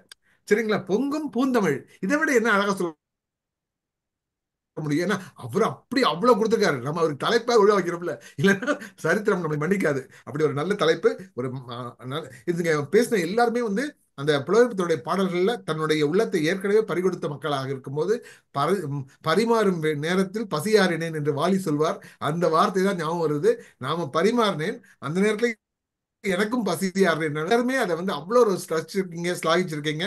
அதை பற்றி உங்களுடைய ஃபீட்பேக்லாம் வந்து அந்த அளவுக்கு நம்ம இந்த நிகழ்ச்சிக்காக நாம பிரத்யேகமா எடுக்கிற அந்த முயற்சி, உழைப்பு எல்லாத்தையும் பார்க்கும்போது இது சரியான ஒரு விஷயம், சரியான நபர்களுக்கு சென்று சேர்ந்திருக்கிறது. சரியான சபையில இந்த விஷயத்தை சொன்னதுக்காக மீண்டும் மீண்டும் மகிழ்கிறேன். அடுத்த வாய்ப்பிலே மருதகாசியோடு சந்திப்போம். நன்றி, வணக்கம். நன்றி, நன்றி காவிரி மைந்தன் சார். இன்னைக்கு ஒரு 10 நிமிடம் அதிகமாக எடுத்துக்கொண்டோம். புலமை பித்தனுக்கு அவருடைய வரிகளுக்காக எடுத்துக்கொள்வது தவறில்லை. அடுத்த வாரம் இப்பொழுது நம்ம புலமை பித்தனுடைய வரிகளை பார்த்தோம். இன்னொரு மிக மிக மிக தமிழுக்கே கதியாக உள்ள கம்பனை பற்றியும் ஔவையாரை பற்றியும் பேசுவதற்காக நமது துரை தனபாலன் அவர்கள் வருகின்றார்கள். அதை பற்றி நண்பர்கள் நம்ம எல்லாம் சேர்ந்து பேசுவோம். இன்றைய நிகழ்ச்சி மிகவும் சிறப்பாக இருந்தது. மீண்டும் நாம் தொடர்ந்து கூயத்தின் அடுத்த வாரங்களில் நாம் சந்திப்போம் என்று கூறி நிகழ்ச்சியை நிறைவு செய்கின்றோம். நன்றி, வணக்கம்.